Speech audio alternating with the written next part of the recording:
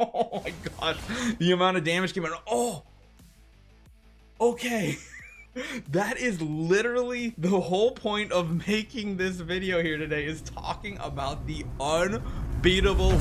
What's up guys, BARRYGAMING here, back with some more Raid Shadow Legends. We are on day 19 of our account, and we're going to be highlighting why I love Sun Wukong so much. I don't know necessarily if I put a video out before this or after this talking about him versus Supreme Gaelic, because both of them are amazing promo codes. I want to show you guys why this hero is just so good. So we've probably already talked about this before, the fact that he has a 28% more speed for your allies in arena. That is huge, which again, you probably should be, you know, focusing on making sure you have things like speed boots, other secondary speed rolls on other pieces of gear. Actually, I don't know if I got many on him. I got like a little bit on his weapon. That's about it for him. Speed reigns supreme when it comes to PvP, and you'll probably notice here one thing that we have not done just yet, and that is this little 3-star on the right hand side. This is ascending your hero to level 3, and you'll notice we only have 2 ascension stars right now. This is something we're going to do today, and we're going to see how it works out. Now, unbeatable Wukong, when you get him up to ascended 3-star,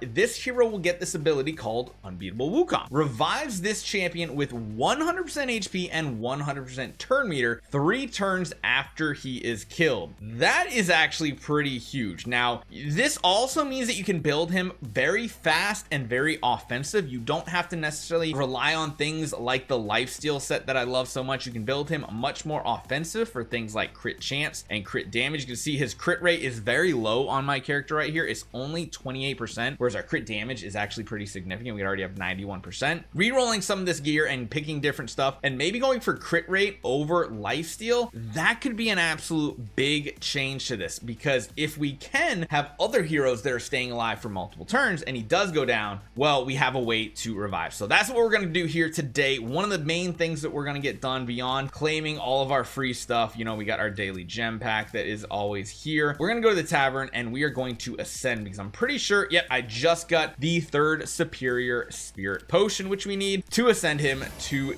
3-star. Now, not only does that increase his attack, HP, and defense by a little bit, this unlocks that extra ability that we were talking about. I've been kind of bouncing back and forth between upgrading our Alice and our Wukong, so that's kind of something I've been doing. But again, that now unlocks something brand new for him, giving him that extra ability. And this is one of the reasons why I love him so much on an early game account, because if you go up against someone without a Sun Wukong, you have such a speed advantage, it's not even funny. Now, some of these teams here, I might actually take some L's on. You can see right here, Wukong has got that speed. Let's go up against some of these teams. You have to make sure, of course, he is in the leader position here. He's got to be in this leader slot in order to get that increased speed. You can see what the enemy has over here, and even though we're kind of close, it feels like they probably have similar ascending levels. Let's see how this turns out. Let's actually do this manually too. A lot of times I like doing PvP manually. So we're gonna go for a huge AoE burst in the beginning. You see, now we finally got that little icon over here. Going and having all of your heroes go first, especially with AoE type abilities, is huge. Going with heroes that have maybe some very good offensive single target abilities can be really smart and fun to use as well. We want to try to take out some support heroes here that might revive. He looks like he actually gained a ton of extra stats compared to previously, so this is a really good sign. I love this. That stat gain feels very significant, and honestly, I don't even know it's going to get to the point where we need that 3-star. Like, the 3-star ascended is awesome, it's cool and everything, but in reality, I think just the additional stats is going to be enough too to kind of overpower this enemy here. So yeah, pretty solid. Now, I will say one thing. The fact that Alice is a thing in PvP too, very, very big. So you can see right here, the damage output, 58. He's got the top damage on here, and he's helping our team go first. Whereas this team, I don't necessarily want to go up against this team, because if they have the correct speed gear equipped, we might take an L, and making sure we get like some W's is pretty big. Oh, some people already have level 60 heroes, which I have not rushed to do just yet. This team right here has they got 2 Kales here. My goodness, they're going for all out AoE damage. You can see they're all super ascended. I don't know. We're at a team power disadvantage. We should go first, I think. Although, yep, we still get to go first, which is big, especially for our AoE type skills here. And again, blocking buffs on at least some of these targets, very, very big. If we can take out some of the supports very early on, like this right here, we get an extra turn, do a little extra AoE damage, and it takes a fight where the enemy has a ton of firepower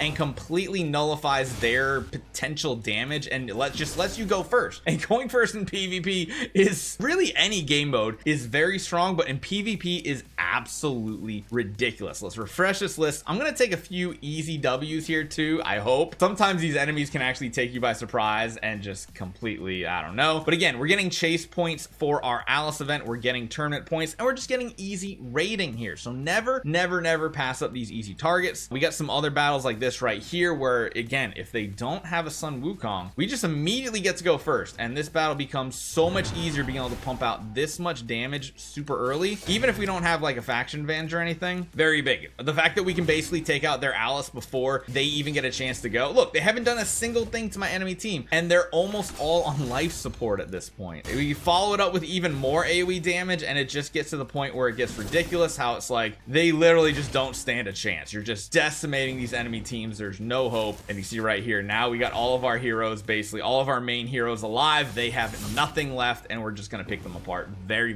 easily. Even if the enemies have like life steal stuff, they're not gonna heal back up to full, and this is just gonna be easy W's left, right, and center. And this is why I think if you want to make sure in the early game you're getting progression in all game modes, having a Sun Wukong is almost like a requirement, so to speak. Ton of AoE there. Hopefully we still have our raid hit. So he did resist the extra hit, and oh man, yeah, we still get the W though. We're still not gonna lose. Even though he is a level 60, he's been powered up to 6 stars. You can see he actually pumped out a lot of damage, and that time Sun Wukong didn't do as much, but again, without that speed advantage, it would be rough. Here's a really good example. This enemy team has that hero we were talking about, Supreme Gaelic. So let's see what happens and see how this turns out. It's pretty even, I would say. Granted, I think we might have a little bit more ascension. He's a very tough hero, but we blocked buffs on all of them, and yeah, as good of a hero as he is, if he doesn't get to go, doesn't matter.